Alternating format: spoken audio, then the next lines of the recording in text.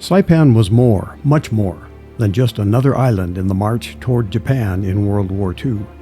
Both the Japanese and the Americans knew Saipan was close enough to make long-range B-29 bombing missions to the Japanese home islands possible. That fact alarmed Japanese planners and gave emphasis to U.S. efforts to occupy Saipan. A landing from the sea by U.S. Marines and the U.S. Army began on June 15, 1944. Japanese defenders were well emplaced on high ground, with access to concealed limestone caves providing additional protection. This caused serious losses to the American forces early in the attack, as artillery, machine gun fire, and mortar rounds rained down on the beaches. The tenacity of the Japanese, motivated in part by the gravity of what would ensue with the loss of Saipan, resulted in the deaths of more than 3,000 Americans and the wounding of more than 13,000. Japanese losses surpassed 25,000 dead. Japan drew a perimeter in the Pacific, called the Absolute National Defense Zone, inside of which the country's planners believed no Allied bases could be allowed to exist, or Japan would ultimately lose the war. The Marianas Islands, including Saipan, were in this zone. Anticipating the American attack, Japan tried to resupply and reinforce Saipan in the weeks leading up to the invasion. But U.S. submarines intercepted and sank troop ships and freighters, leaving the Japanese on Saipan with a fixed amount of men and materiel with which to do battle, while the Americans had resupply capability. The size of the Japanese garrison on Saipan was about 32,000, nearly twice as big as pre-battle U.S. estimates. As the combatants tangled on Saipan, the Japanese Navy unleashed another threat that became the aircraft carrier battle of the Philippine Sea on June 19 and 20, targeting the U.S. fleet that was intent on supporting the Marianas Islands landings. An American victory in the Philippine Sea battle seriously crippled Japanese aircraft carrier operations. The Japanese Navy failed to thwart the relentless American push to occupy Saipan and other nearby islands.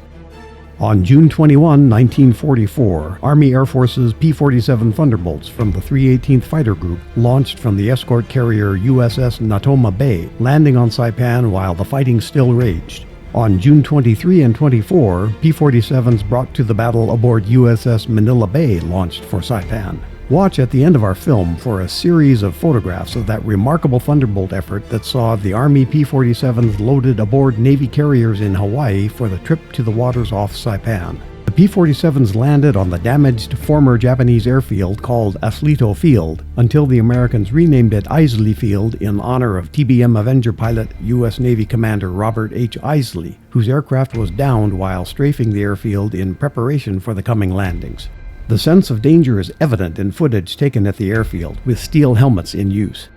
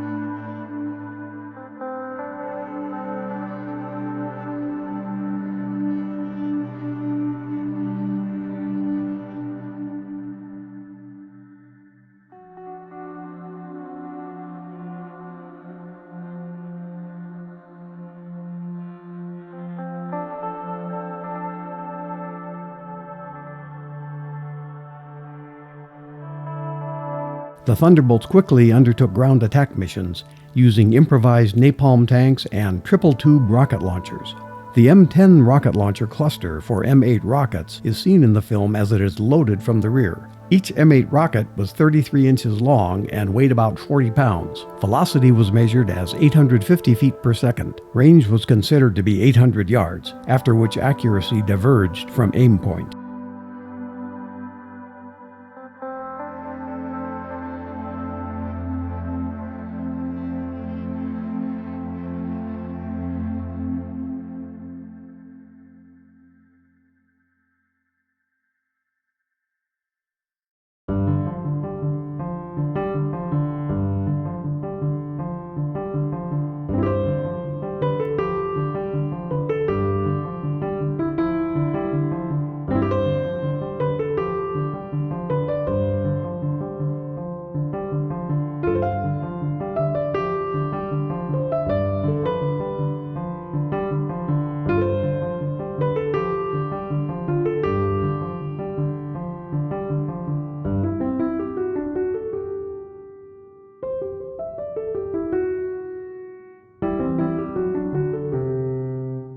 The 804th Aviation Engineer Battalion, awaiting the Saipan attack, enjoyed some recreational swimming in the week before the battle.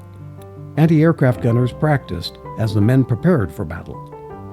The 804th was dispatched to rebuild and improve the airbase on Saipan and perform other tasks, including blasting reefs to facilitate the shore landings.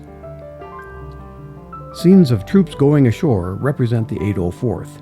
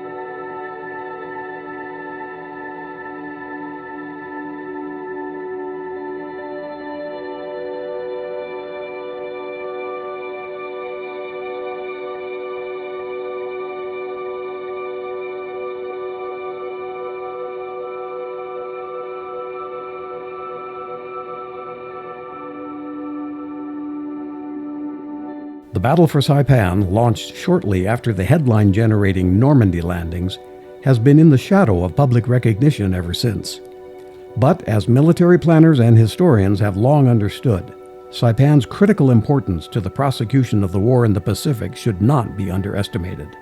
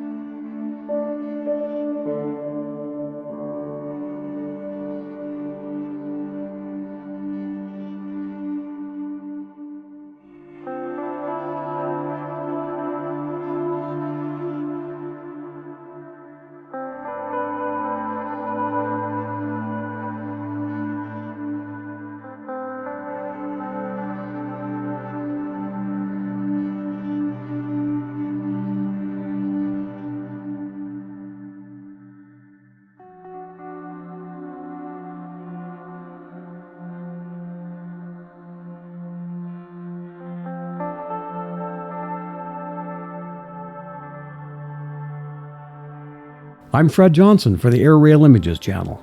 Thanks for watching, and thanks especially for giving this video a thumbs up. It helps.